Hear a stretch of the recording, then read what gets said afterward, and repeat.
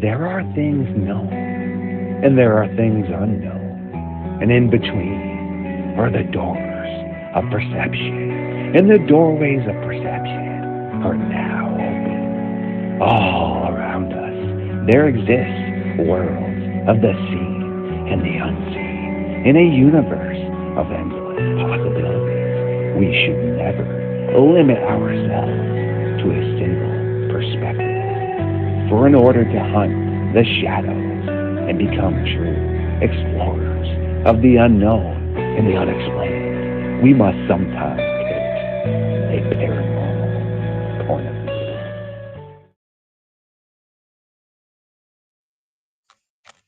There are things known and there are things unknown. And in between are the doors of perception. And the doorways of perception are now open to a paranormal point of view. Good evening, ladies and gentlemen. This is the Midnight Hunter, Dr. Dennis Carroll, and I welcome you to another episode of Paranormal Point of View. I hope you all have had a fantastic week so far. We have been extremely busy this week, but that's always makes us happy. That keeps us out of trouble, definitely. But I appreciate all of you checking in tonight, and thank you, Danette, for that sticker you just gave us, that $5. Thank you so much for that, dear. I appreciate that. You are a fantastic supporter. Thank you so much. And I thank all of you for your support, definitely. It's good to see you all here again, my friends. Absolutely. I love it when we get together and talk some stuff, and we've got a lot of ground to cover tonight. I've got a movie review for you. I've got a book review for you. I've got some other stuff planned as well. So hang around for a while. Let's see what we get into. I am jacked up on caffeine tonight, so you better watch me close here, okay? But definitely, we've got some ground to cover tonight and have some fun, maybe, and enjoy our company for a little while. Absolutely. And let me get my glasses on here, so I need to read something important. There's my friend Bigfoot Dwarfs in the house. Hello, BD. Good to have you here, my good friend from the West Coast. And Shiro is here. Hello, the ever lovely Shiro. Thank you, dear, for being here. She's a great asset to me. She's one of my top moderators. Absolutely. And I appreciate that. I really do. Also, my brother, Midwest Night Watchers, Mr. Gerald Fountain is in the house. Hello, sir. And Blue-Eyed Bandit, Mr. Kyle Smith. Hello, nephew. And let's see who else we got here. We got, of course, Danette. I mentioned her earlier. Definitely. Good to see you here, dear. Absolutely. And let's see. We got Stevens Kendall here. Hello there, Stevens. Or was that Kendall Stevens? Sometimes people get the names backwards on these, so I never know which one's really the first name and last name. But that's okay. We call you out who you definitely there looks like. Anyway, hello, Carl. Good to have you here. It's me, Bigfoot Whisperer. Yeah, all right. And the ever fabulous Mr. Red Pill Preacher is in here. That's my other brother. Hello, brother from another mother. Yeah, all right. And so we're getting a full house tonight. And thank you there, Red Pill Preacher. It was a fantastic show with Melissa Harris last night on Velvet Bite. This is a vampire channel. Great. She's got a great setup. This woman is fantastic. You need to go check her out. While you're there, subscribe, definitely. We're going to put her in our network. Melissa is fantastic. I had really enjoyed that show and hope I get a chance to get with her again pretty soon. She has got a fantastic setup with Velvet Bite. So if you missed it last night, go check it out. It can be found on my channel in the library there, in the links, but you can also find it on YouTube. Just look up Velvet Bite Radio. So check it out. Thank you so much there, Red Pill. She is coming on ours next week. Oh, good. You will enjoy her. Thank you for that. Yeah, tell her I said hey. Absolutely, I will definitely have to watch that. She's great. I really enjoyed it, and check it out, Velvet Bite. I told her I really like that name. Just a perfect name for a vampire themed show, Velvet Bite. Yeah, that's neat. But anyway, it was a fun time. We got into some very interesting discussion, so you might want to go check it out. And also did a great show with BMR the other day. If you missed that, you need to check that out as well. And next week now, I'm going to be doing uh, a show with Chantel on Aquarius Rising, and it's going to be Skinwalker Serenade. You don't want to miss this, okay? Skinwalker Serenade, and it's going to be on Aquarius Rising. It'll be next Thursday at 12 noon, high noon. All right, and so don't forget to meet us out on the street at high noon.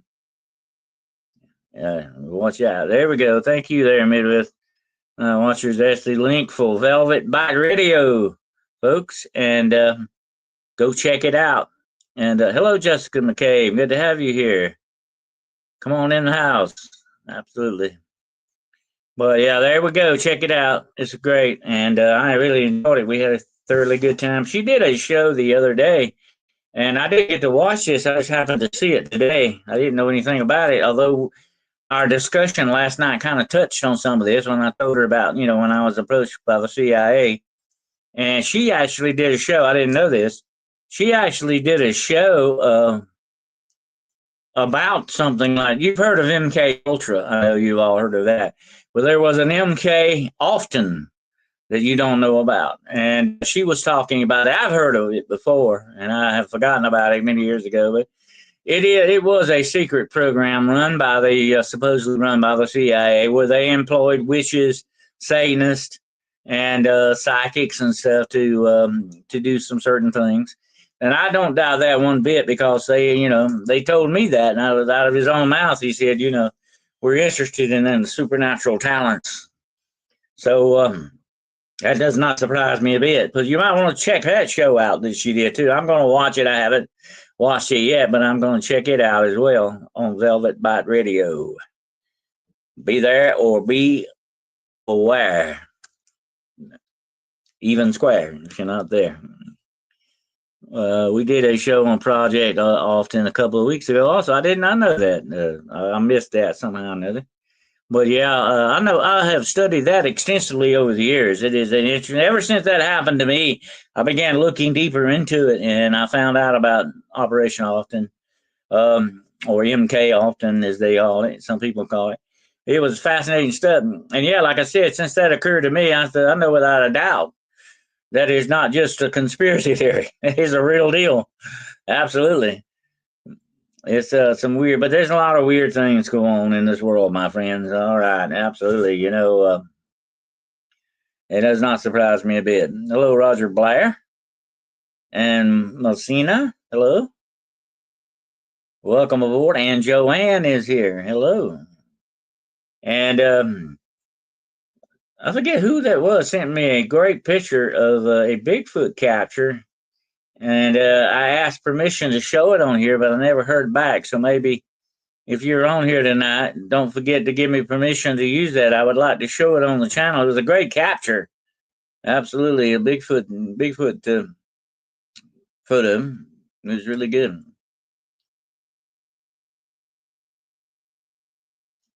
But anyway, I will have to show it on here and let everybody take a look at it if I get permission to do so. I don't like to use anything anybody sends me without their permission, of course, it would not be right. And I never use any information from anybody without their permission.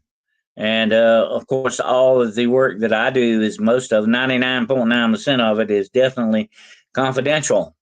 So I do not, talk or reveal any of that, because people,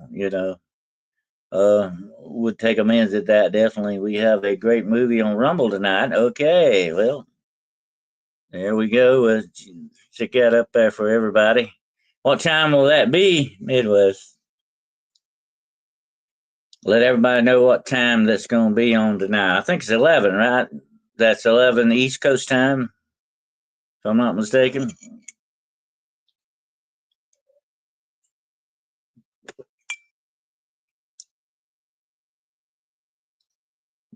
What is it tonight? Gerald Kyle Smith wants to know. What is the movie tonight? Hello, Jason. 10 p.m. Central. Okay, I got you, sir.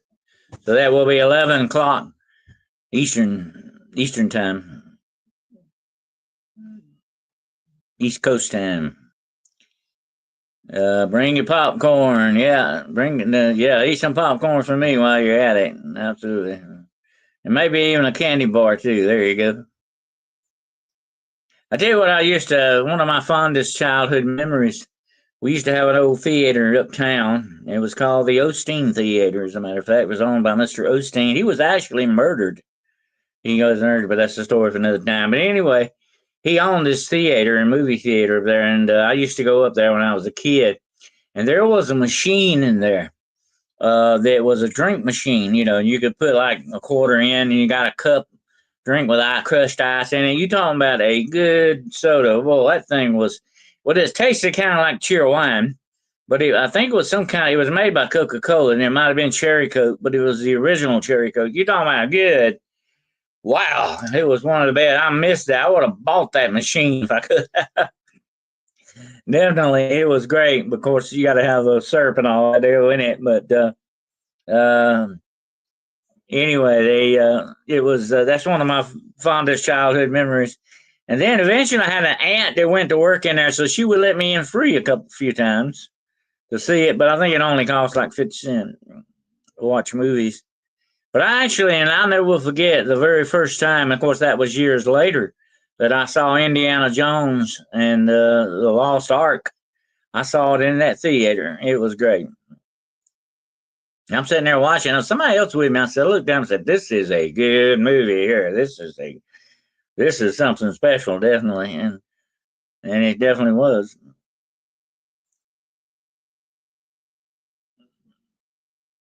But yeah, you go check Gerald out. He has some good movies.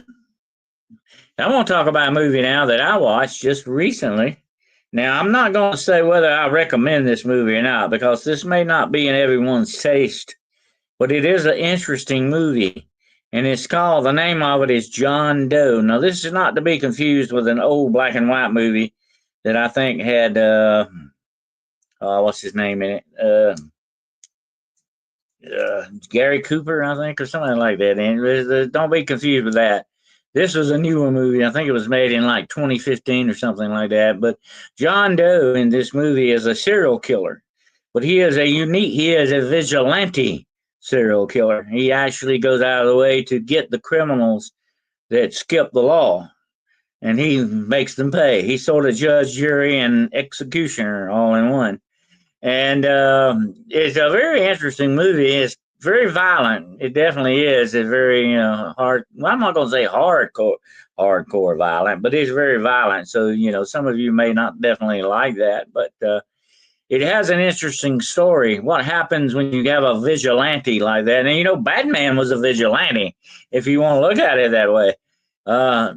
He was a vigilante, and I've talked about that before, and I mentioned that the other night, about certain warnings in the Bible, about things. And another warning definitely is that you don't take revenge. Leave that to God. God, I will be of revenge, saith the Lord. Revenge is mine. So you're not supposed to do that. You're not supposed to be the vigilante. You're supposed to leave it up to God. And God warned people, if you do something, especially against Christians. Now listen very closely to this, okay? If you do something against a Christian, you know what Jesus said? It's better to have a millstone hung around your neck and have you thrown in the ocean. Even to do it unto one of the little ones, even to the least of these, if you do it to them. That is a distinct warning there, folks. So you better be very careful what you do to Christian people, because there is no real such thing as karma. There's God waiting on the other end of that, And one day, every knee will bow and every tongue will confess. Absolutely. And that's when he will get his revenge against those that have done the bad things.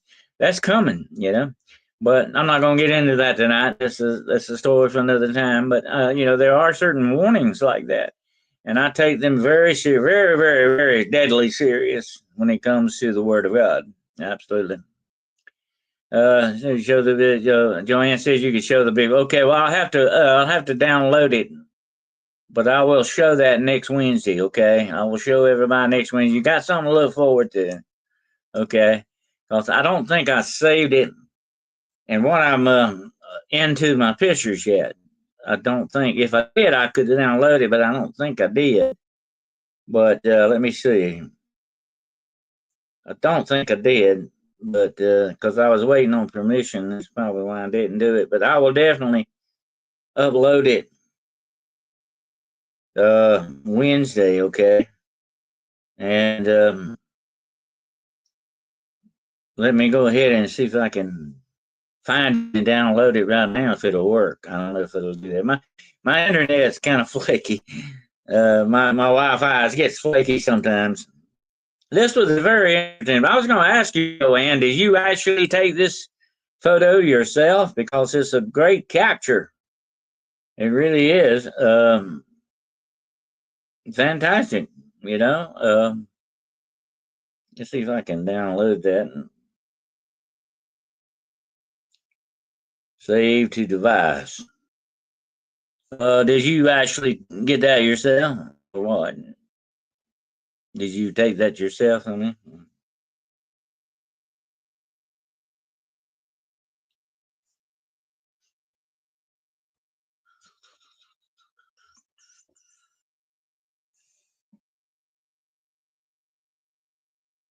here's what I'm going to do. I think I might can download this. Hold on a minute. We'll see here. If it will cooperate with me tonight.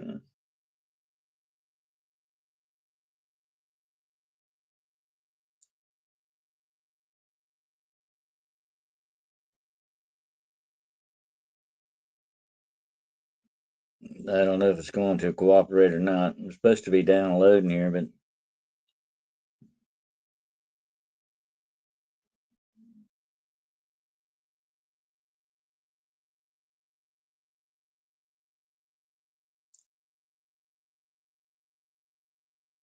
I don't know. There's some weird things when I'm online. I don't know. That's some strange things. You sure did, huh? Okay, well, that was a great capture. Is this in your backyard, or were you out looking for this? What's the story here? Uh, hey, Tracy, you're a blue-eyed northerner, huh? Okay, well, welcome there, blue-eyed bandit. We'll have to put you on her team. Kyle Smith, I want to come sit on your porch. That would be neat, wouldn't it, Kyle?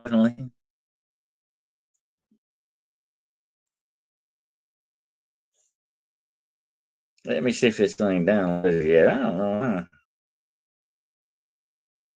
know what's going on with it here.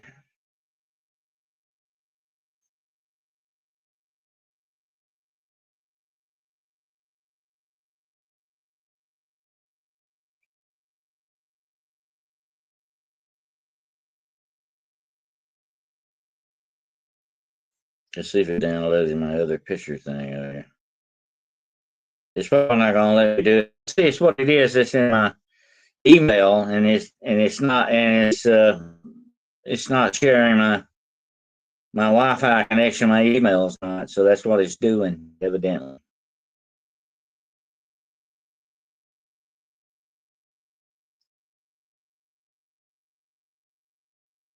I'll have to wait and probably upload it next time. I'm afraid, folks. But anyway.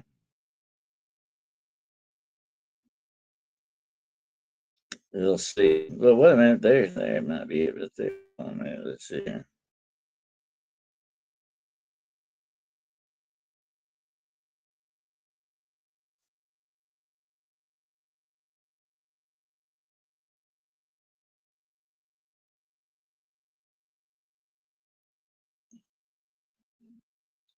Talk amongst yourselves while I'm doing this. Okay.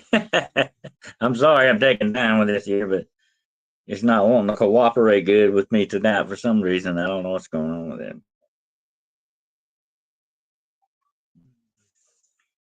Let's see what we got going here.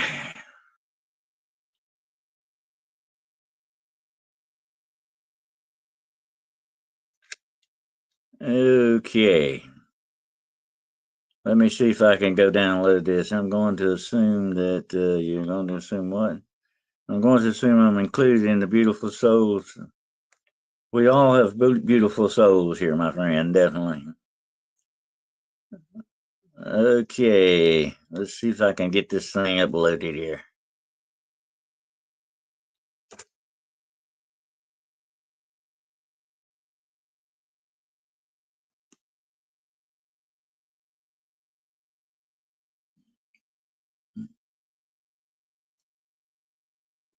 It's taking a while, but we'll see what happens here. Yeah, here we go. All right.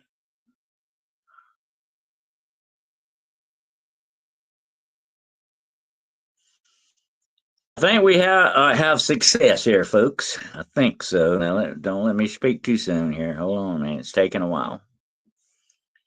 There we go. All right, here we go. Here's the photo that Joanne sent me here. Now, she's got a little red arrow in there. If you look at that arrow, look very close at that arrow, you will see that there is a silhouette, head and shoulders of a Bigfoot standing back there, and it's kind of looking over what I take to be a limb. It's a great capture, though. And what you need to do with this, Joanne, you could do this. You could play around with this photo, and you could brighten it up just a little bit, brighten it up, and sort of more, give it a little more tone, and it might bring that figure out even a little bit more. I'll play with it myself later on when I get a chance and see what I can do with it. But that might do that. But what we need to do is blow that thing up. And I can't do it on here, unfortunately. It won't let me. But if you look under the little red arrow, you will see what I'm talking about there. And it is a good capture, definitely. Yeah, no knees, just head and shoulders. That's it. But what do you think about that Bigfoot dwarf? Are you still there, buddy? See what he is a Bigfoot hunter as well, so he might could give his take on that if he's still with us. I don't know, but anyway, you can definitely make that out. I mean, it's very close, but I had to blow it up, of course, and I can't do it on this, unfortunately, because I came in a different way with this photo. If I come in the other way with it, Gerald knows how to do that too. I come in the other way with it, I could blow it up, but I can't blow it up this way. But I will definitely make some copies of this for everybody. But yeah, he's pretty bashful looking in this, but he's looking like over a limb a little bit. You can see the head, you can see the shoulders pretty well. I have seen him do that out in the woods on several occasions, hide behind something. They're very, very excellent at camouflaging themselves. It's something else, man. Yeah, go left to the arrow on down. There's a dark-haired woman. I don't know about that. That's probably what you're looking at. That is really not, I think, a woman. That's a Bigfoot. Yeah, you're looking at it. Now, there could be more in that. That's why I wanted to look at it a little bit more and blow it up some. It's a possibility sometimes, Joanne, you may get a whole family in there. You never know. That's what you're looking for. That's a possibility, too. But I see only one now. You talking down below that to the left, I think that's really a shadow. I'm not sure. But like I say, I'll have to give you a more detailed account of that when I blow it up and look at it. I haven't really had a chance to really examine this very closely. And I will do that. But always you have to look through the whole thing very carefully. There could be a family in there. You never know. They do travel in groups. They have... there are groups of them, absolutely. You see something there, Bigfoot dwarf? Okay. Yeah, it looks kind of like, a head and the shoulders to me. But like I say, I got to blow it up a little bit more and really look at it. And like I say, you change the tone a little bit. change the tone of the picture just a little bit, and it might bring it out, enhance it a little bit more. I've had to do that in the past with other pictures like that. But that is a great capture, Joanne. Absolutely. You need to pat yourself on the back for that one. That's a great capture. But I will leave that up there for everybody to look at a little bit longer there. Yeah, family units usually together, and although they may be hiding in that too. That's why I say it needs to be examined very, very, very closely. Now, off to the left of the arrow, I see another kind of a dark shape in there. It's a possibility it could be another one standing back in there.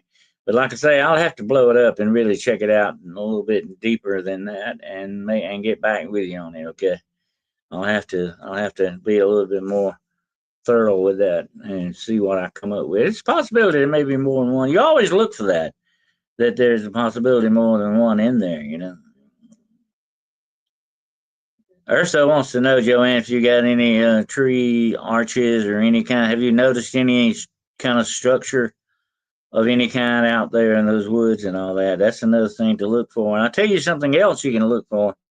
Look for out of place items like acorns that shouldn't be where acorns shouldn't be. When you've got a group of acorns, these things they like. I've heard that they like to eat acorns as well. That's some sort of like snacks for them. And I have heard and taught. I found it myself.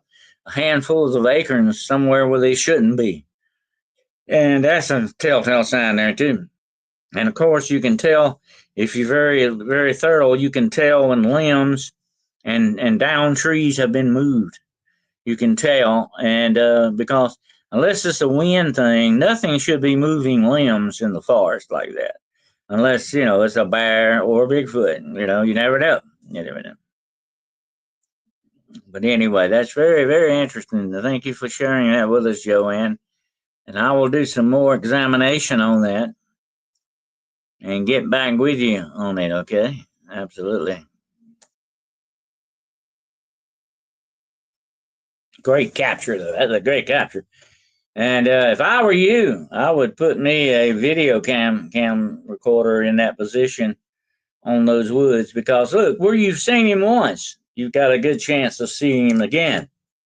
Don't ever forget that. So it's very important. You might want to monitor that area with a game camera, or a video camera, or even a still camera, whatever you got to work with. I think you took that with a phone camera, right?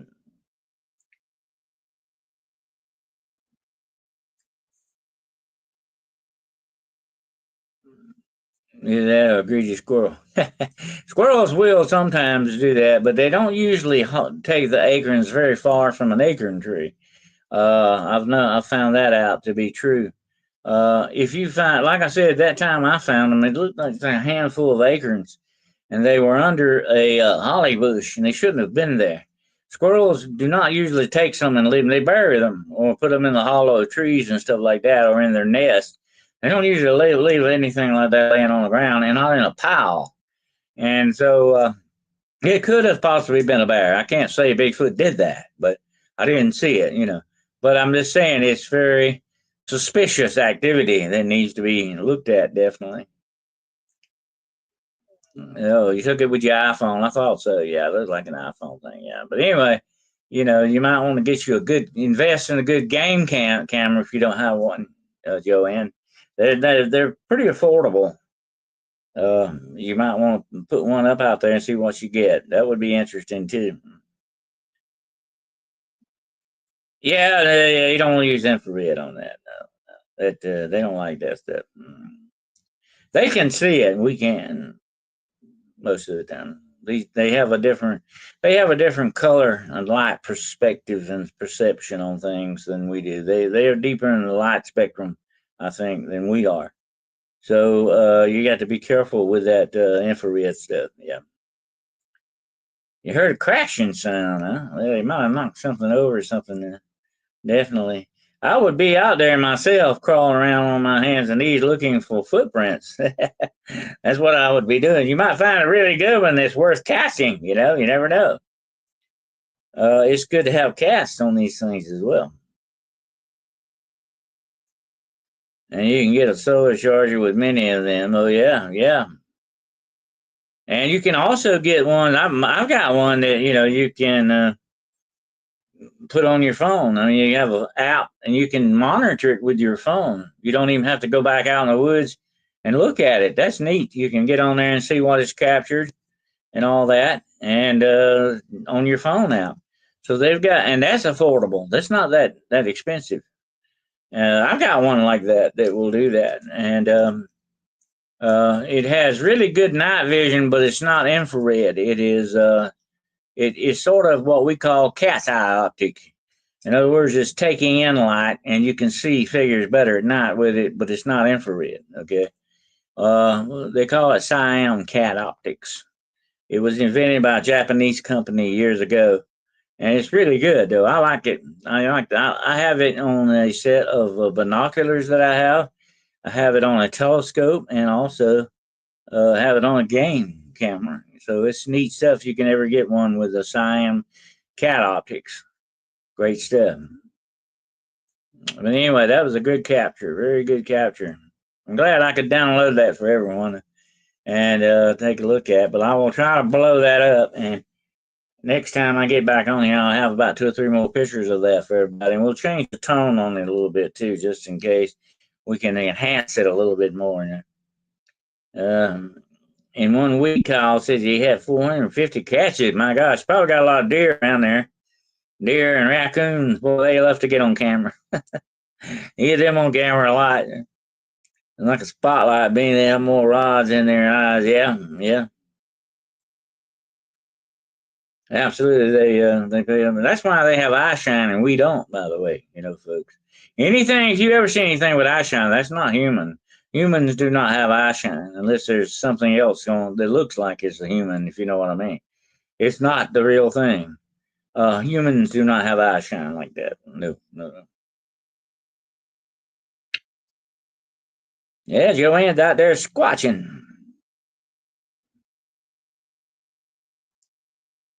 I didn't see but one, Joanne. Maybe I missed them. I'll have to go back and look. My email has been kind of flaky this week. I will go back and check though, because I want to download that again probably. But I will go. I will check. I thought I only saw one. I don't know. The flaky thing about email, if it's a little bit too large, it won't go through sometimes. That's the way that stuff works, unfortunately. But I will check it out. I'll check it out. But that was a great capture. We'll have to give you the medal of the week for that one. Absolutely. Put you as a contender for the medal of the month on that one. Okay. Just in case. Oh, okay. That was 5 years ago. Huh? Yeah, you saw two, but only focused on one. Huh? There's probably another one in there because it looks like one over to the side there. Definitely. I don't know. Like I say, I'll have to take a closer look at it and see. Did you know that what you can do? Another thing I like to do, I'm from the old school. I like to blow these things up and take a magnifying glass to them and really get down deep into the image itself and look at it that way.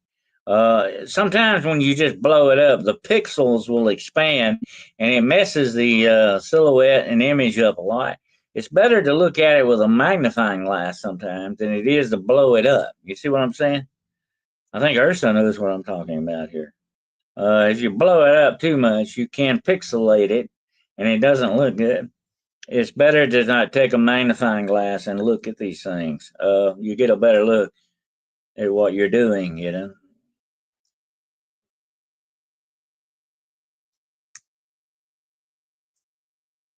I think there's a whole family there. Yeah, they could be. Like I say, you always look for more in there.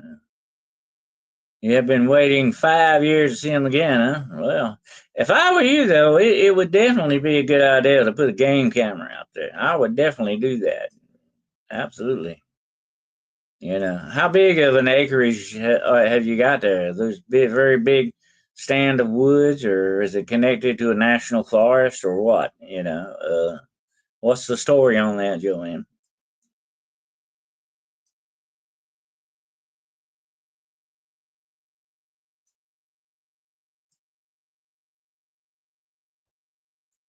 We'll see what she says on that. But anyway, that's a good capture. Absolutely.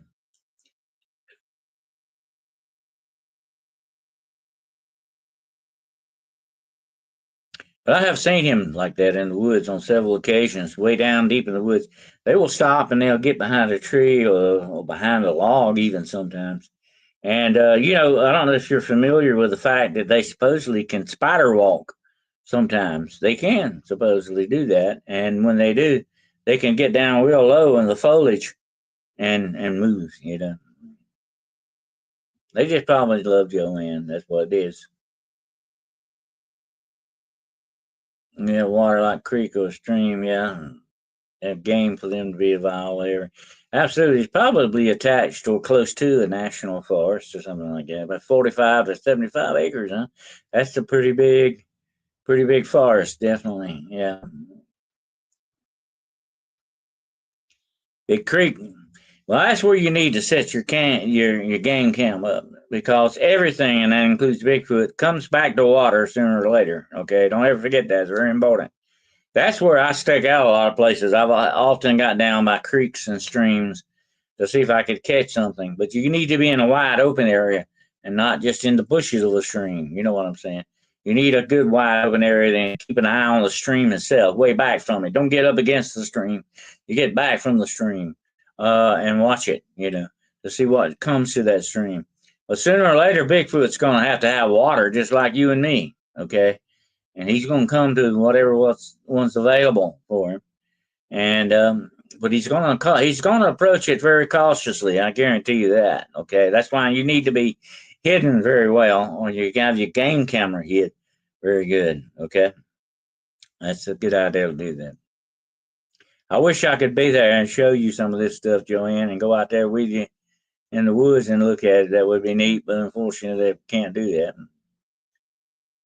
Yeah, you look for the approach trails. You got to look for the trails may not be very evident, but they are there. If you're a trained eye, you can pick those trails up pretty easy. But to the untrained eye, they miss it. You know, you got to look for those the trails and look for footprints too. That's good too, but only if it's very soft or muddy ground. Really, if it's kind of hard, you're wasting time on that. If it's hard and hasn't rained for a while, whatever the situation, you want to get around that stream in places where there would be a good footprint or good evidence for that. Absolutely.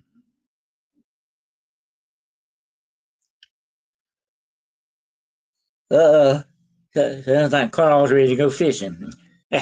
Road trip, huh? Anyway, we might all end up in your backyard there, Joanne. You never know. There you go.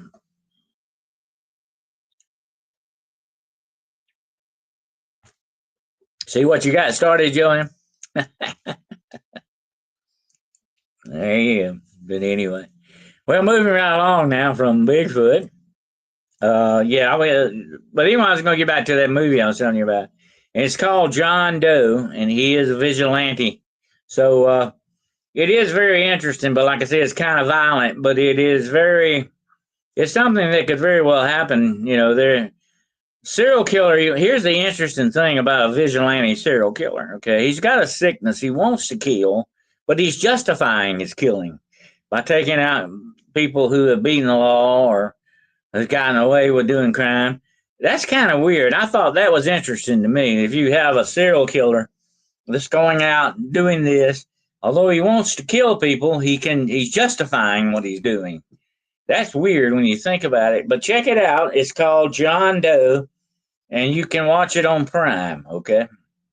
If you want to check it out, it may not be your cup of tea. Like I say, it's pretty violent, pretty violent. A lot of beating and stuff in that, but it's not a whole. It's not real. From what I saw, it's not real gory. So, but it is dark, very very dark, absolutely that. So that's why I say it may not be for everyone, but that's my movie review for this week. John Doe. Okay, he has a very neat mask too, by the way. Uh, it looks kind of like a Guy Fawkes mask a little bit without the mustache. But anyway, that's the movie review for this week. Now I have a book review for everyone. Okay, and I've actually got a personal stake in this book. Okay, no, it's not my book. Okay, but my very good friend D.A. Wyson has asked me once again to do another forward for her next book coming out. It will be out in December.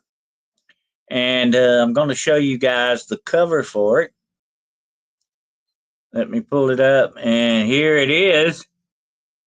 Hunting for Skinwalkers on Monster Hunters of America. That will be in December, coming out with a foreword by yours truly.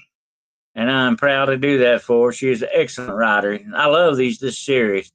This series is right up my alley, definitely. But hunting for Skinwalkers. And I'm going to be doing some specials coming up on Skinwalkers, okay? And next Wednesday, I think I've got one coming up for next Wednesday. Let me make sure about that. But I think next Wednesday I will be doing something along those lines too. Let me make sure that's the one I got scheduled. I don't want to tell you wrong here. But let me pull my events calendar up here. But Skinwalkers are a fascinating subject, absolutely, and they're worth talking about because it is some very wild stuff that goes on with Skinwalkers. And did you know? I'm not trying to scare you here, no, Joanne. Okay, but you know, Skinwalkers could also appear to look like Bigfoot if they wanted to. Absolutely. Don't think for one moment they can't do that. They could look like Dogman as well if they wanted to. You know.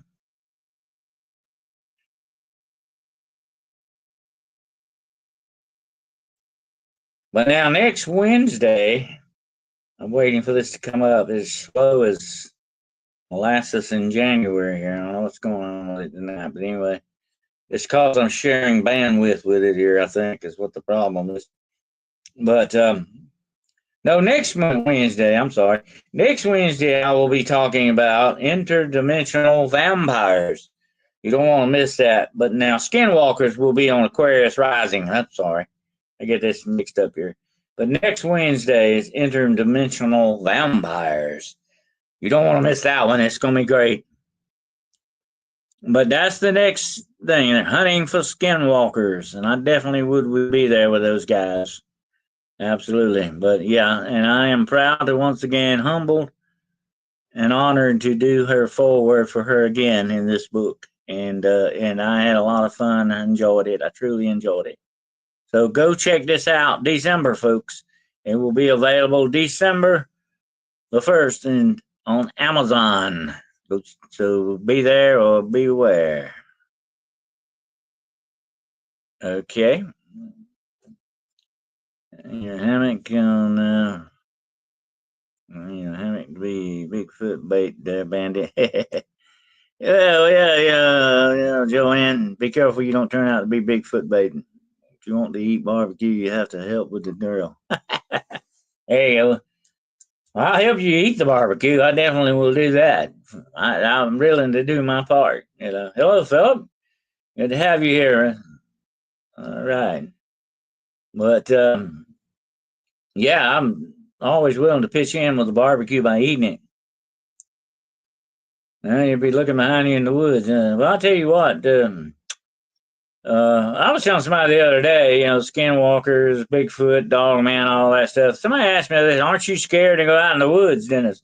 I said, "No, I'm more scared of actually running into human beings out there than I am the other things." Okay, I've already seen most of them. I've already run into them. I'm here to talk about it's the humans that would bother me more than anything else because they're probably up to very bad stuff out there. Definitely, no doubt about that.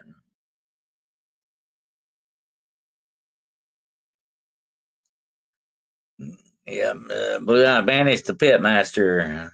All right. But anyway, yeah, I tell you, I asked that one time I talked about that one time with a forest ranger. I said, doesn't, all this stuff about big panthers and stuff out here in the woods and Bigfoot and all this. I said, doesn't that bother you? Doesn't it? He said, no, I'm more scared of the drug runners out here than I am. I said, well, yeah, that makes perfect sense. Absolutely. The water megalodons are not in the woods. Okay. Megalodons, I don't know. I don't think I want to run into a megalodon, would eat you and never even know it. That's the problem with megalodon. I have a megalodon tooth around here somewhere. That thing is huge. I dug that thing up on the beach one time, but uh, probably a million years old. But and that's a baby tooth, probably. A real tooth, probably around a foot. But anyway, a foot tall, a foot long, or whatever. A megalodon would eat you and never, probably not even know it. You'd be like sea plankton to them.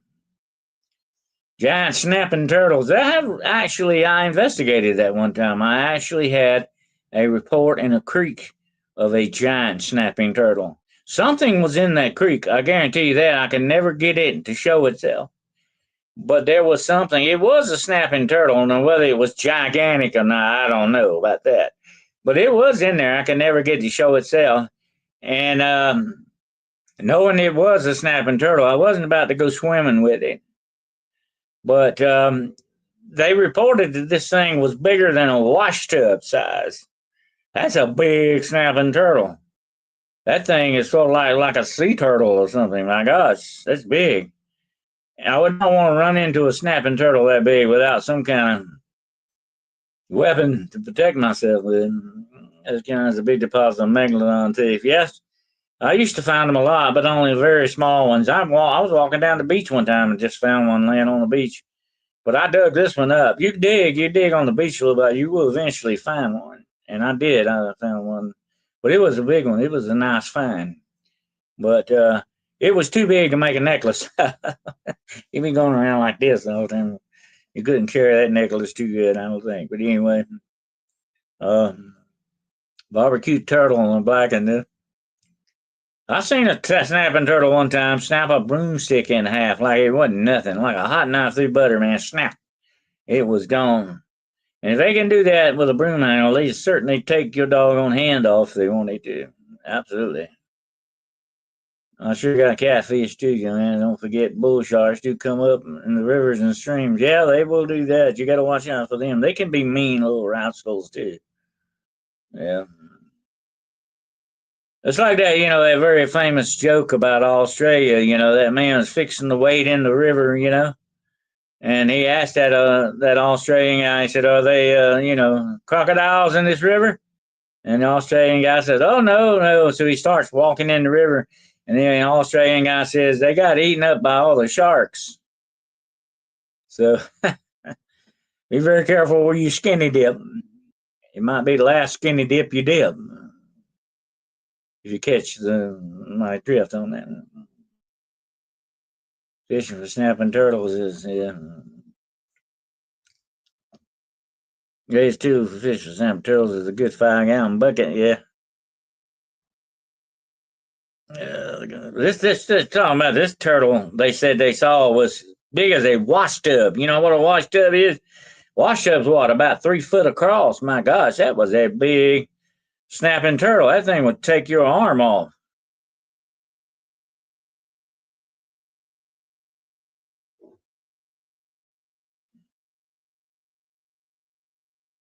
Absolutely, yeah. The bucket's not for holding turtle in, it's for shield and a tool to press their heads back to grab the tail. Oh yeah. No, you wouldn't get a snapping turtle in a 5-gallon bucket unless it might be rather difficult. Yeah, number 3 washed up. That thing big. Yeah. I got one of those somewhere in my outdoor building out there somewhere. I've got an old washed up like that, galvanized washed up. The old people used to use them to dye clothes in and stuff like that, and they do all kinds of stuff, or even use them on wash day. to wash your clothes in and all that stuff. It was close to that size, huh? Man, I put a gator in the wash tub. My dad freaked when he got home. During gators show up at the worst times too, don't you?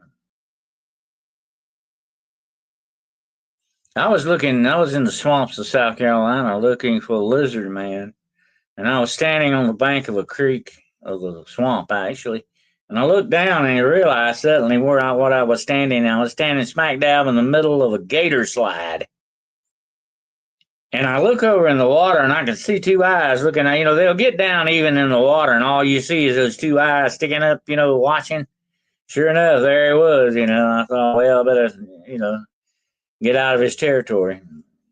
He didn't. I don't think he was particularly fond of me being there. I never was particularly fond of turtle stew myself.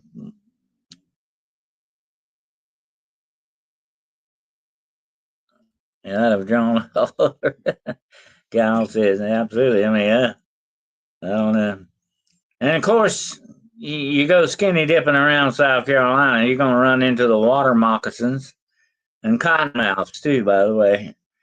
My grandfather used to tell me about cottonmouth. Said the cottonmouth was a mean snake. It just was mean. It hated you, and it would come after you. I mean, he said that they would not go out in the cotton fields without a hoe, and a hoe was what they would kill them with. Said they will come after you.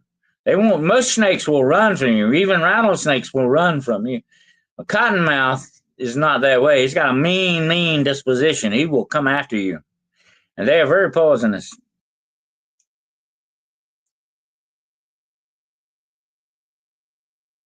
Oh yeah. Well, yeah, snakes of any kind. Huh? But yeah, let's talk about those things. I ran into a coach whip snake one time. And honest to God, folks, that's the fastest snake I have ever seen in my life. To this day, I just got a very quick glance at him. He was fast. I mean, incredibly fast. That snake would definitely, if there were a snake Olympics, I'd put one in there because that son of a gun was out of sight in a heartbeat, man. He was extremely fast. They looked like a braided coach whip. And there's an old superstition that says that they will put their tail in their mouth and roll down the road like a coach wheel. So they have three different names in South Carolina. They call the coach whip snake, the coach wheel snake, or just the coach snake. But they are very extremely fast, very pretty though. They have a very distinct pattern that looks like braided leather. They're very pretty, but they're not poisonous, but they will scare you and hurt you into hurting yourself, probably.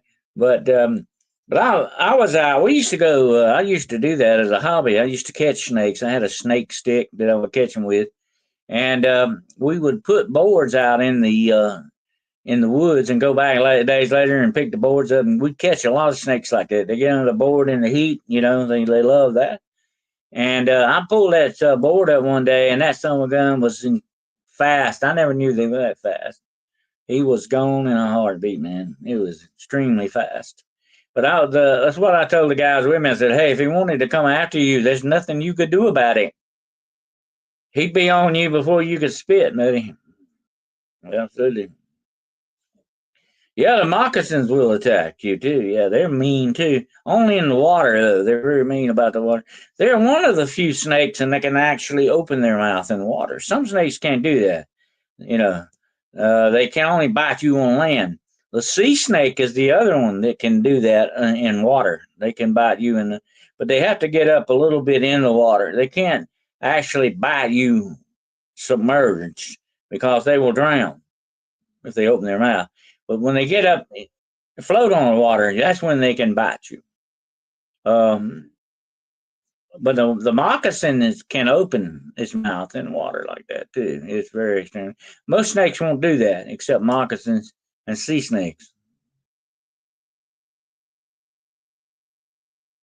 You don't think you have cottonmouths? You probably don't. They're more prevalent in the Southlands, deep South, than anywhere else. Yeah. They just mean they spit. They'll spit on you. They're spitting mean. They're like cobras. They are just mean snakes, man. They just have a hateful attitude about them. But my grandfather said that's why they would never go out in the field without a hoe, because that was, for one thing, it kept the snake away from you, and you could kill it kind of long distance, with a hoe. You could cut its head off. But you know what? A lot of people don't realize is, a snake can still bite you with his head cut off. Oh yeah.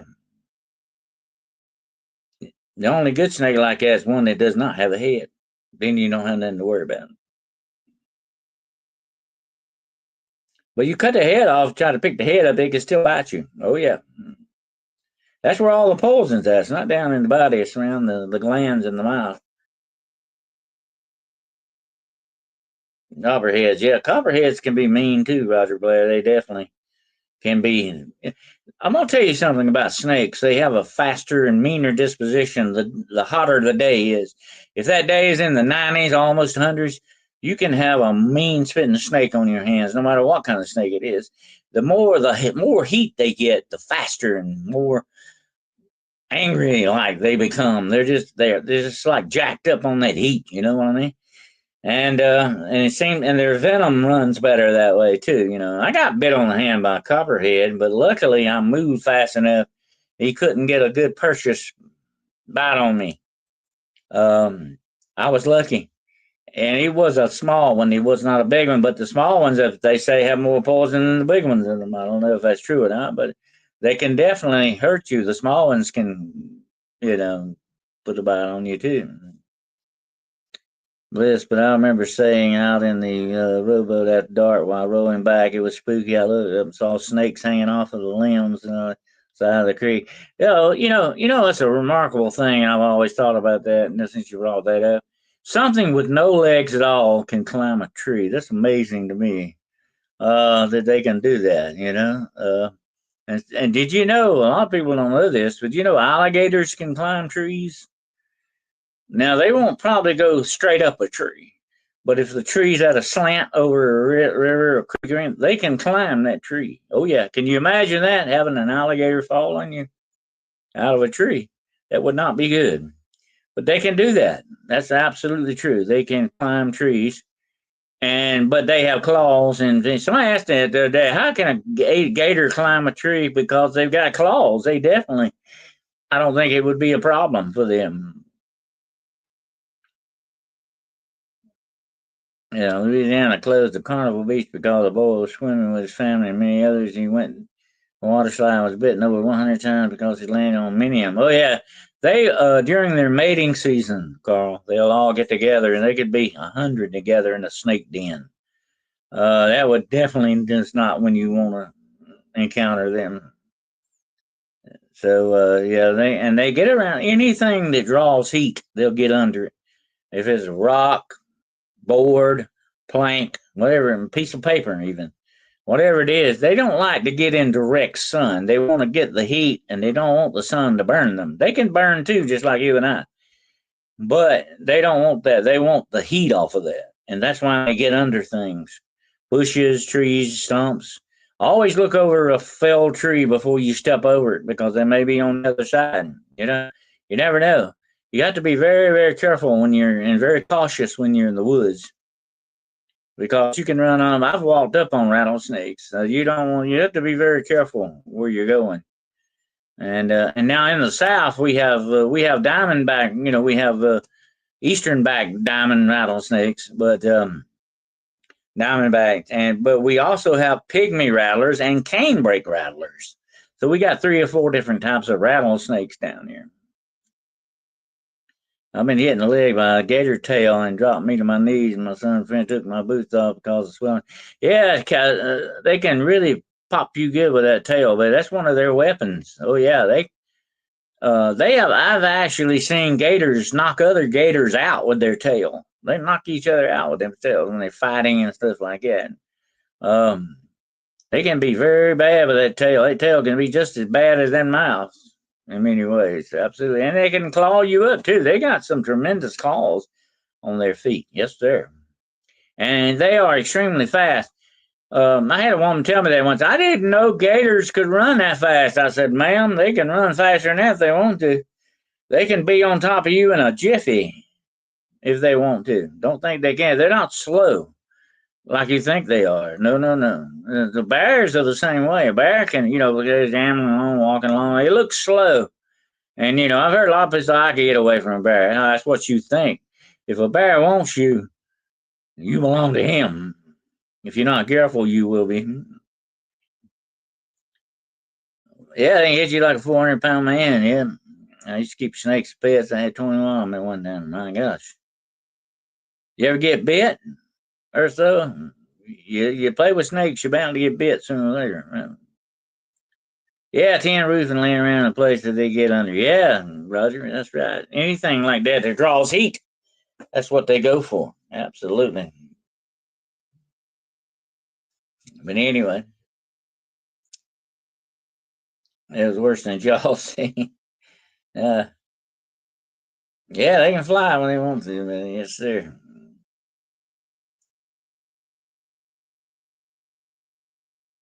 I've been hit by a shark in the back of my knee and it hurt. It was so pretty.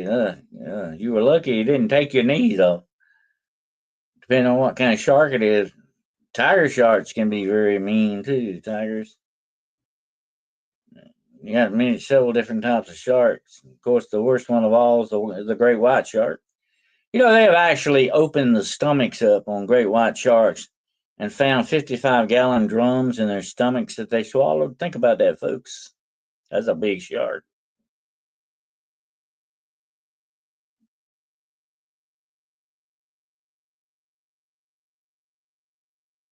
I seen them where they gutted this shark, had it on a crane, and there was a 55-gallon drum sitting there, and they said that come out of that shark. And that guy said, "Come on, you kidding me?" He said, "No, we find them all the time. Shark will eat anything. It don't matter. They eat other sharks. There you go."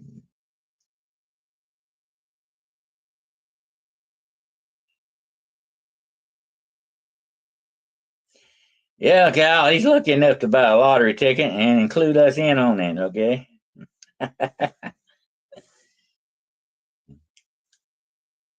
I like that joke that guy told the other day. He said, if I win the lottery and I become a multi-billionaire, he said, I'm not going to forget you, you know? I will hire you as my chauffeur or something, okay? That's real nice of him, yeah.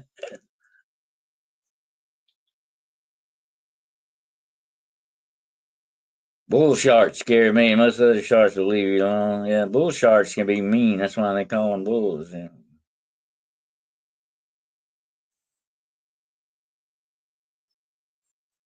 But anyway, that's the wildlife we have in the South. Yeah. You're gonna run into those kind of critters just about anywhere. You go out in the Southwest, you got rattlesnakes out there. You got wolves, coyotes, and all that out there. You know what's making a comeback to the South? The jaguars. Jaguars are coming back. Oh yeah, and in this part of the South, we never used to have them. Now we have armadillos around. I don't know if they've got up to Tennessee yet, but we got them down here. We got plenty of armadillos running around down here. I saw one dead in the road the other day. Somebody hit it. That had to be like hitting a big rock in the road. My gosh.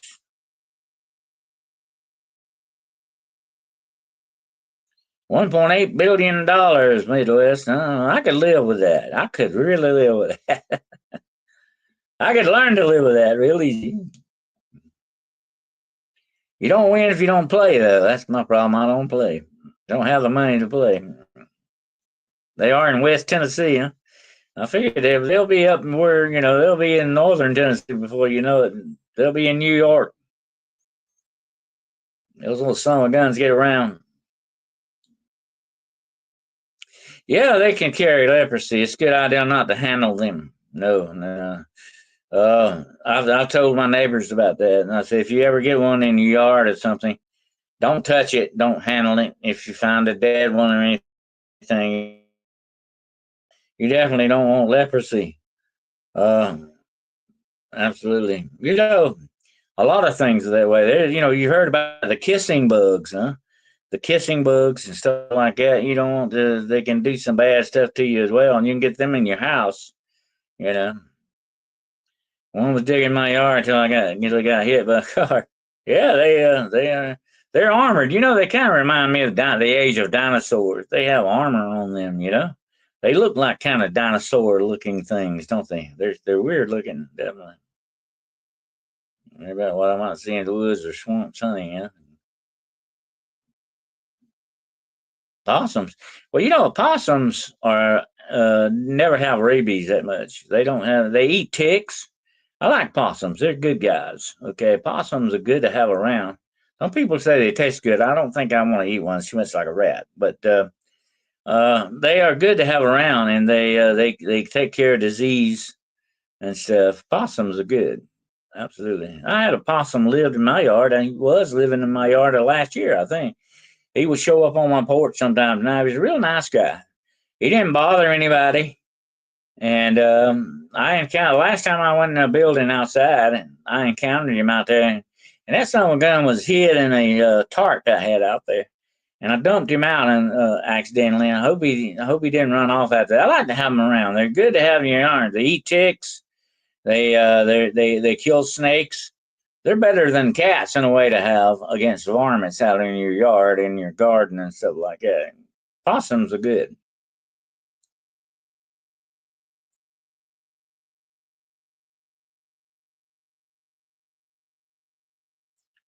Yeah, they wash when they eat. They have two water bowls. Yeah, you have to have two water bowls. Yeah, yeah, they catch up 200 ticks a day. Think about that. They're tick eating machines, buddy. Yes, sir.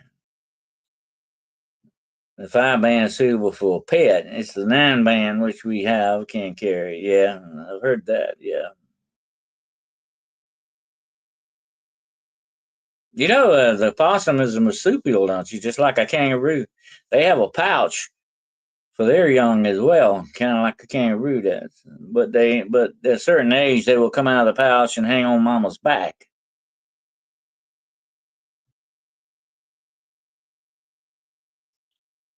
And their hound trees of black panther. Yeah, oh yeah, there's black panthers out there, Roger. I've hunted them. I found some tracks for one time. Yeah, I was in tall grass. I mean, very tall broomstraw. And I felt that darn thing watching me. It was out there somewhere because I found fresh prints. I mean, big cat tracks, Betty. And I said, I don't like this situation. That thing is out there in that grass watching me. I could feel it.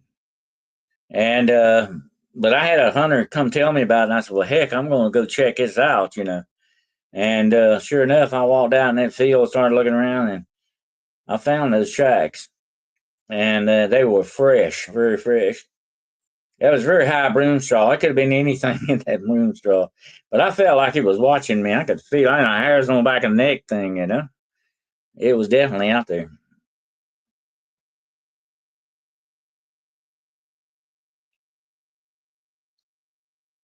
But yeah, you never know what you may encounter in the woods. You never know. You know, it's very strange. You never know. Could even walk up on Bigfoot sometime. You never know. I have. Gets hit by a car. The babies can be saved. Yes, they can, but it takes work to save them. Yeah, but they can be saved. But I've seen the mother carrying some babies around on her back. Yeah.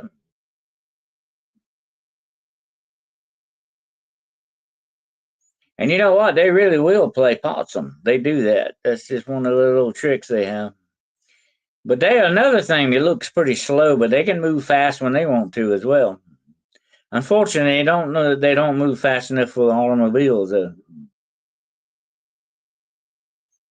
sometimes, unfortunately.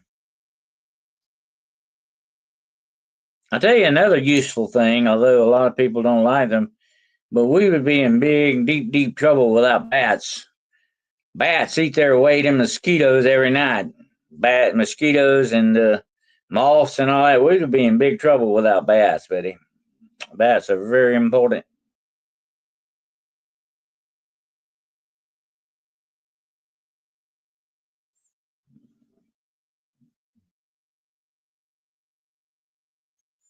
I remember one time, and this was scary looking. Okay, I was going to work. I used to have to go to work crack of dawn, and I was sitting in a stop sign, getting ready to, pull up to the stop sign. I was getting ready to roll on out. I looked up back towards town. Dawn was just coming. It wasn't even dawn yet, just getting kind of rosy. I could see back over town. I mean, there must have been millions of bats in the sky. I mean, there must have been millions. It was scary looking. It looked like something out of that movie, The Birds, only it was bats. And I thought, my gosh, if those things wanted to take over, they could take over this world if they wanted to. Uh, but unfortunately, I think a lot of bats have died out over the years due to pesticides and stuff like that. Unfortunately, but they're very, very essential for this world. Bats are definitely essential parts of nature. I don't go anywhere in the woods or swamps anywhere without my pew pew. But when I was younger, I never bought one because I was comfortable in those places. But now I know better. Yeah. Well, as you get older, you get wiser. Hopefully, Carl, that's the way that's supposed to go. Some people don't, but there you go. You never know. But that's what my grandmother used to tell me. You can have bad things happen to you, but you can have, you can get something good out of it, and that's learning a lesson usually. And she was right about that. You can't take something good out of anything bad. You learn a lesson from it. That's what you need to do. Definitely, you need to learn. Being really stupid is just doing the same stupid thing over and over again. Kind of like Democrats, but I won't get into that tonight. Anyway, but that's the way that rolls. Anything to eat a Bill Gates skeeter, I love. Oh yeah, they have more common sense now. Huh? Well, that's good. Live and learn. The main thing is you want to live so that you can learn. That's the way that goes. But anyway, but that's par for the course, I guess. I sold my pew pew, but I think I would have something else. Oh, I wouldn't be without a pew pew. No, ma'am. No, ma'am. Not a good idea. I talked about that the other day on the show. We have certain God-given rights, and one of the chief God-given rights is the ability to be safe, to defend yourself. You have the right to live just like anybody else does on this planet. And that means you secure your life any way possible. That includes having a gun, a knife, or whatever it takes. You need to do that, absolutely. That's a God-given right. You have a right to do that. And especially when somebody else is trying to take your rights away from you. You know what I mean? So you definitely don't want to be without that. Because, that's the thing. I was telling that to somebody the other day. Although God has given us many rights, you got some very bad people in this world that don't care anything about those rights. They definitely have no mercy and no forgiveness in them. They have no empathy with you. They don't look upon you as another human being, that you got feelings, that you know pain and loneliness and hurt. Now, they don't look at you that way. They don't feel for you that way. Those are very evil people in my book. Okay. I mean, they've lost touch with humanity. They will take your rights away from you very quickly. But those rights were not given to you by man. They were not given to you by Congress or president or king or nobody like that. God, your heavenly Father, gave you those rights. They're yours. And nobody, no man, no country, nothing is supposed to take those rights away from you. They're yours. Don't you ever let anybody take your rights away from you. Don't ever do that. That's a bad thing. That's the ultimate insult to somebody, is to take their rights away from them. And that includes the right to live, the right to have freedom, the right to seek happiness. You've got many different rights that God gave you. Don't you let anybody disregard those rights and disrespect you that way. Don't let anybody do that, because a lot of people out there, they don't have any mercy and forgiveness in their hearts. I don't know if they have hearts. You know what I mean? There's a hole there or something. I don't know what's going on with that, but there's a lot of people out there like they don't have no feeling for you. They only, care about what they want to do, and that's it. They don't see you as another human being, as a child of God. When I look at somebody else, I don't care what color you are. I don't care where you come from. I don't care how much money you got in the bank. I don't care. When I look at you, I see another child of God. That's what I see. And you have that right to be a child of God. You are a child of God. That's your right. Okay? God gave it to you. You have certain rights on that even angels don't have. Okay?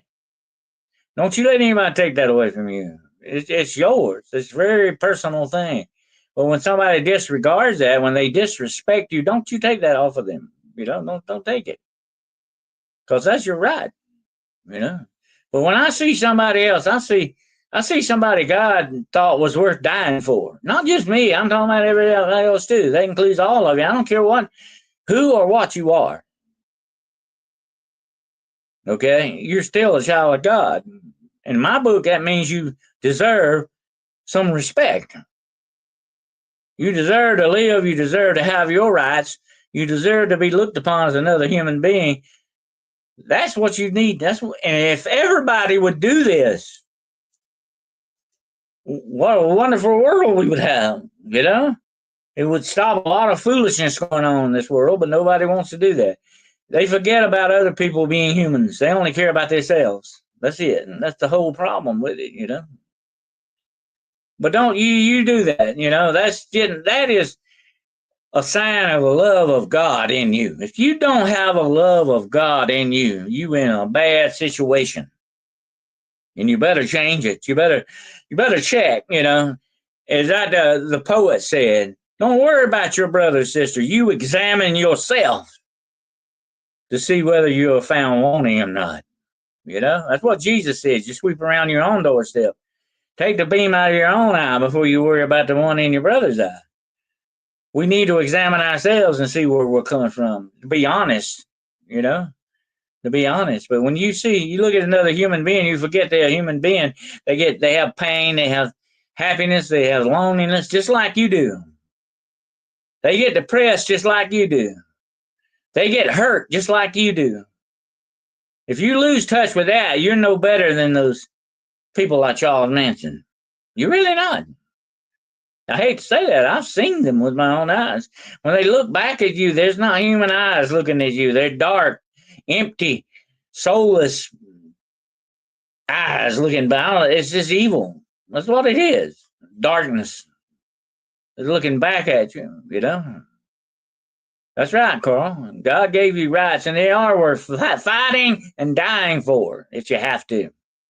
Yeah. Sure. Absolutely.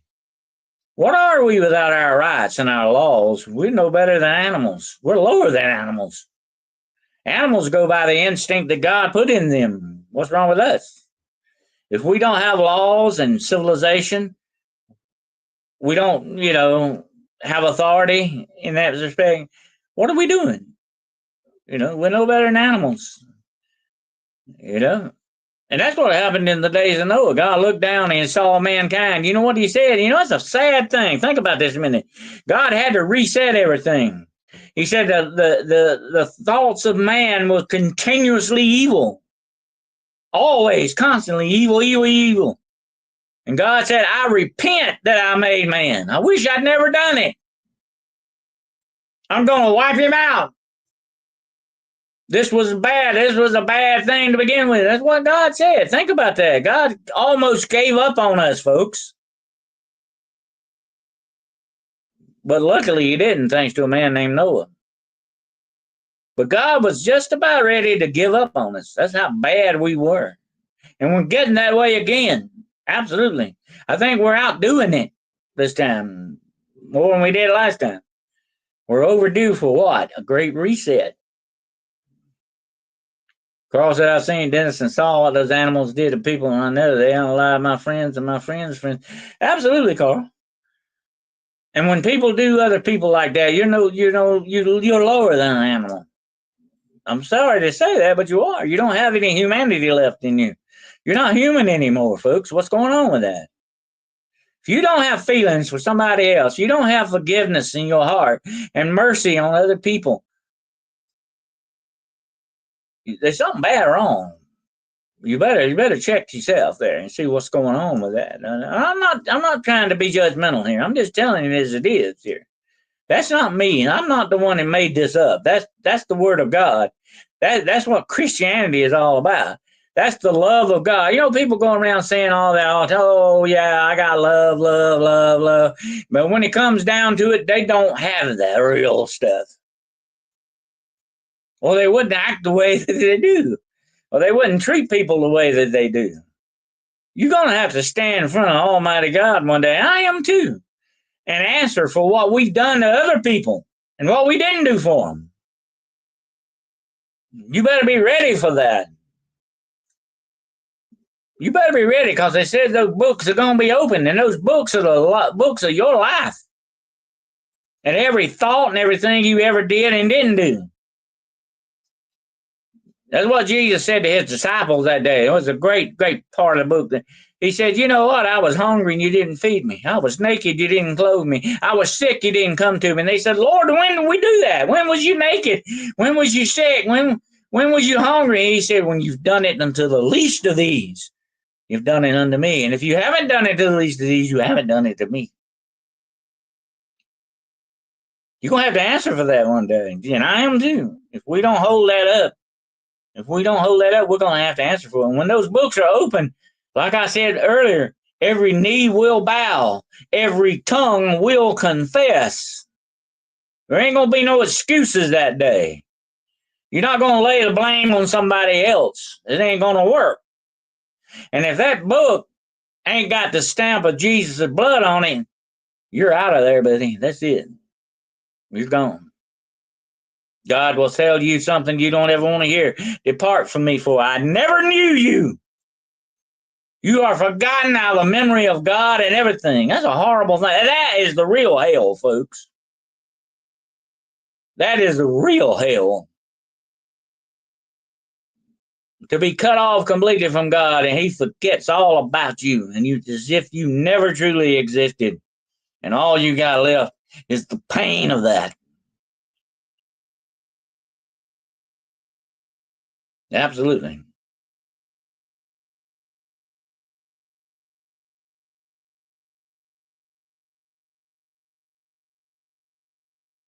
But we never need to lose sight of that. When you see somebody, when you see your fellow man, brother or sister, you better look at them as another child of God, just like you. You better never forget that. It's very, very important.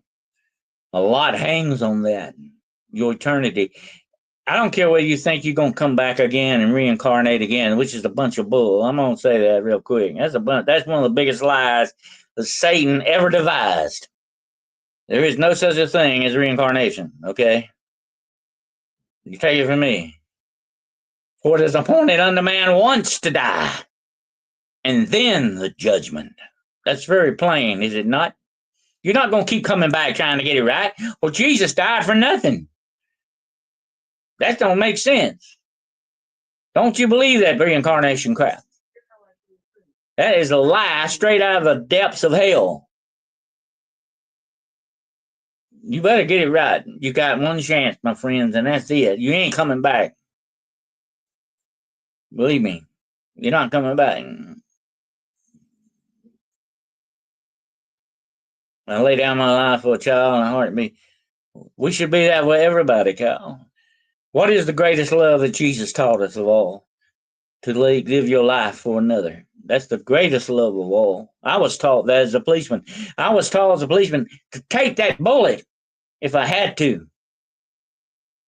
I would take a bullet for you, Joanne. I would take a bullet for you, Kyle. I would take a bullet for you, Blue-Eyed Mandy, because that's what I've been taught. I will take that bullet for you if it's necessary.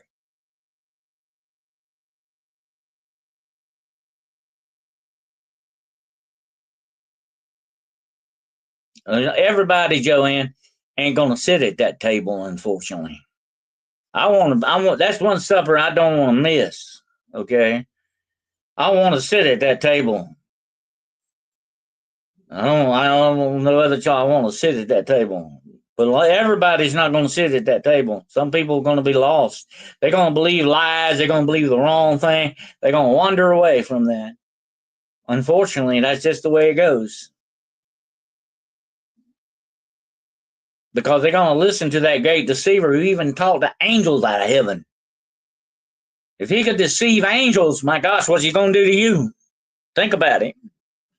You don't want to go there. You want a spot at that table, my friends, for the great supper of the Lamb. You don't want to miss that dinner. No. I don't care if I'm not at the head of the table. I just want a spot at that table, okay? You don't even have to give me a plate. As long as I'm sitting at the table, I'll be happy. But a lot of people ain't gonna sit at that table, unfortunately, okay? And what did Jesus say? Only those who do the will of my Father. And what is the will of God? Love in your heart. The real love of God in your heart. That's the will of God. If you got the love of God in your heart, you're doing the will of God. He's pleased with that. He's happy with that. He wants a humble heart, not somebody going around condemning people. Let me ask you, how many times in the Bible did Jesus go around condemning people? Can you answer that? How many times did he go around condemning people? And hey, buddy, you're going to hell. Oh, buddy, woman, you're going to hell. How many times did he go around doing that? He didn't come to condemn people. That's Satan. Satan condemns people. Jesus saves them.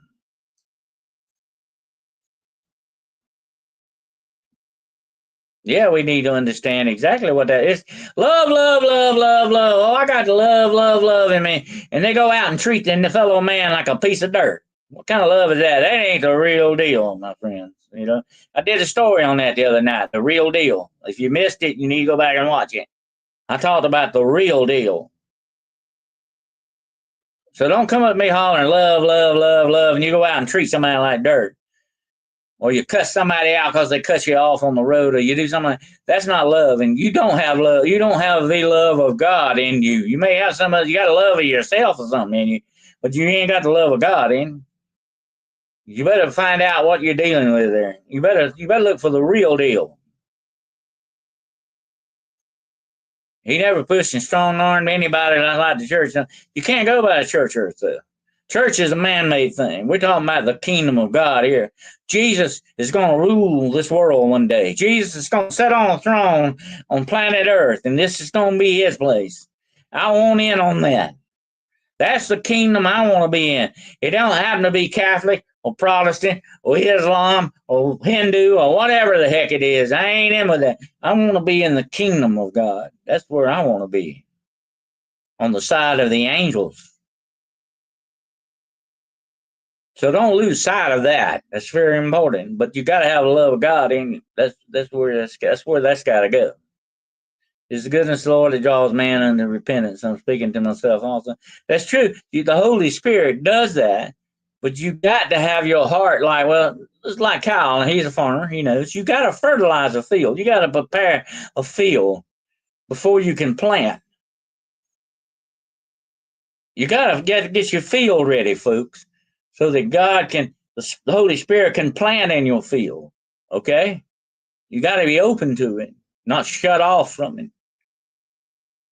You know, and unfortunately, that's what man-made religion does. It shuts you off from the real thing. You know, and you got to be careful with that. You know, now I'm not telling you not to go to church. You need to go to church. Okay, you need to go to church and be with a fellowship of other people that are worshiping. Church is not to go just to be talked to by a preacher. You don't go to church for a preacher to stand there and talk to you about stuff. That ain't what you're really there for. You know what you truly should be going to church for? To worship and praise God. That's what you should be there for. That's what church was. Jesus went to church, by the way. And I just stoned him out of there, by the way. But he did. He went to church. I'm not telling you not to go to church. Oh, no. I don't want you to go to church. But you need to go for the right reason. You know what I'm saying? You need to go for the right thing, not for all the right reasons, not the wrong reasons. You ever see people in church? You ever watch people in church? They're sitting around like, oh, I look so good. Think about how good I look. Oh, I look good here. I look so holy. Oh, I look so, let's look like, God sitting here. That's what they think. They're there just to be seen. You know what Jesus said about them people? You already got your reward. That's all you ever gonna get, But and it's like that widow came in and put in the last two bits of the widow's mite that she had. Jesus said, this woman is serving God. That's what Jesus said about them two men standing in church.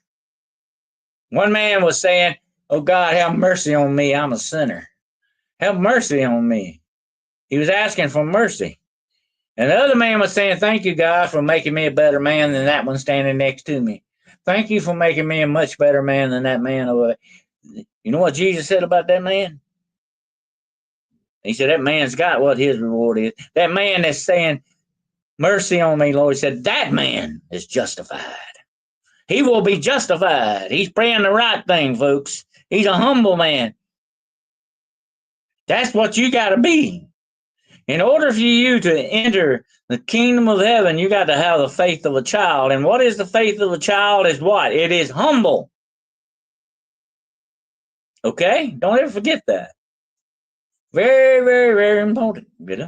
I'm not going to get deeper into that now. I got to close out here, but I'm just saying we don't need to lose sight of that. Don't go around hollering love, love, love to me, and you're acting like a doggone devil or something. You're lying. It's a hypocrite.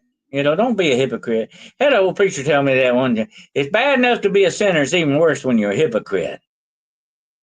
And he had a very good point there. Some people say, oh, I would never do that. And they turn around right and do it. They do that to somebody else. What a hypocrite. What a hypocrite they are. And they say, oh, I would never do anybody like that. And they turn around and do somebody the same way. What kind of a person is that? That's a hypocrite. Come on, folks. Let's not do that. I do not ever, oh God, if I ever become a hypocrite, any of y'all got my permission to really just smack me in the face real hard, okay? Knock me the daylights out of me. I need it probably, okay? Because I don't ever want to be a hypocrite. That's a horrible thing to be. No. That's where you try to justify everything you do is the right thing and it's wrong. That's wrong. We don't want to go there. We don't want to go there. You know what? I got to pick up these books in my library one day. I don't like them laying on the floor. What's my books doing on the floor? I got to get something about this library behind me. But anyway, I appreciate you all so very much for being here tonight and listening as we ramble on. But you can check that movie out and be looking for that book, okay? And we will get deeper into that photograph that our friend Joanne has given us to examine. We definitely will. You're going to hold me to that comment, okay, Carl? Don't hit me too hard, but hit me hard enough to knock some sense into me, okay? There you go. Anyway, yeah, you know what? That kind of reminded me of that cartoon I saw one time where a guy walked up and just knocked the fool out of this other guy. And one guy standing there said, why'd you do that for? He said, I think you needed it. Maybe sometimes we need it. I don't know. But anyway, that's a crazy joke, but there you go. All right. But anyway, I appreciate you all for being here tonight. And thank you so much. And we're going to go over to Gerald's channel now and watch his movie, okay? I think he's going to surprise us with the movie he's got tonight, but we need to all go over there and check that out. And please check out Miss Melissa Harris and Velvet Bite Radio, okay? Check her out and leave her some love there, definitely. And go check out Kyle. Check out Kyle's thinking about me. Gerald's channel. Go check out his channel and his store while you're there. But see what kind of movie he's got going tonight, and don't forget your popcorn, okay? And watch a good movie there for me. And I appreciate you all so very much for being here. Monday night, Gerald and I will be back if nothing happens. Lord willing and the creeks don't rise. with another trip down the road less traveled. We're going to be talking about pyramids of the world. You don't want to miss this, man. It's going to be great. And so you check that out. But I want to thank each and every single one of you for being here tonight. Okay, and I'm so glad I can depend upon you. And it's good for me to know that you all have my back. Okay, because I want you to know something. Listen real close. I got your back. Okay, and I'm glad you got mine. That's the way we need to operate. Absolutely. That's the adjustment we need to make adjustment with. Okay. So let's not forget that we all keep each other's back, definitely. But I want you to know that I do truly appreciate all of you, and I do, and I appreciate your support so very much. And please take care of yourselves. I hope you have a fantastic weekend, and we'll see you next week. Nothing happens, and you take care of yourselves. Be praying for me, okay? I'm still under some very heavy attack. I've got some things that are happening. I've got some hurts that I need to look at. I've got some situations that are really bothering me, that are hurting me. So please be praying for me. Keep me in your prayers, and I definitely would do appreciate that. But, prayer, folks, is very important. I believe in prayer. I know it works. I've seen it work. Okay, I've seen it work many times. Sometimes it may not work the way you think it is, but that's God. That's the way God moves. Okay, so let's not forget that. Let's pray for each other too. It's very, very important that we do that. Okay, and pray for us in the situations that we have going on and things like that. And let's turn this over to God too. Okay, it's very important that when we pray, we need to turn loose of these things. Turn them loose and let God. And that's what we got to do. We got to learn how to do that, definitely. But I appreciate each and every single one of you for being here tonight. Thank you so much for being here from Paranormal Point of View. And from my channel, Hunting the Shadows Agency, as it's now called. Hunting the Shadows YouTube podcast channel and agency is now the official title of that, okay? And so it has now been born as Hunting the Shadows Agency, okay? And you're all a vital part of that agency. Don't you forget that. So pray for you during the show today. We'll keep praying. Thank you again, Joanne. I appreciate that. I appreciate every single one of your prayers. That you think enough of me to pray for me really helps me, definitely. And I appreciate that so much. And I want you all to be careful out there. Keep your head on swivel. Keep an eye on your six there. And make sure that you're careful with everything you do, because these times we're living in now are very perilous times, folks. Things are going to happen. Things are coming down the line that's going to really try our souls, okay? We need to realize that. We need to understand that. And that's why we need to be where we need to be, okay? So let's not lose sight of that. So take care of yourselves until we get back together again. And until then, remember, hold the line, and lux in tenebris, light in darkness. And I will see you all in the shadows. Good night.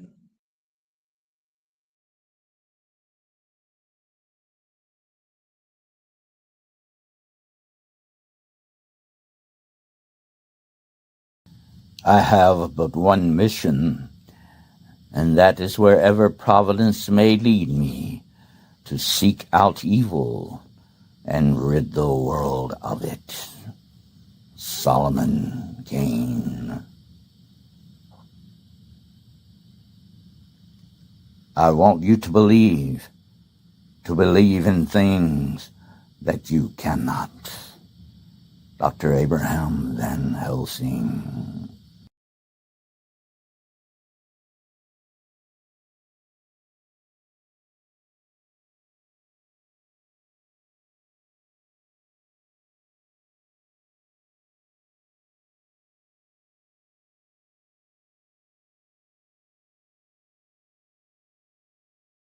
You can support Hunting the Shadows at our Patreon, patreon.com, Hunting the Shadows Podcast. Also, our memberships are open on the Hunting the Shadows YouTube podcast channel. Please also support our Facebook groups, the American Institute for Paranormal Research, Southeastern Cryptid Investigations, Legend Trackers Society, Highway to High Strangeness, Monstrum Venators R.Us, Agency of the Arcane, and Hunting the Shadows Agency. You can contact Dennis Carroll at denniswcarroll.com.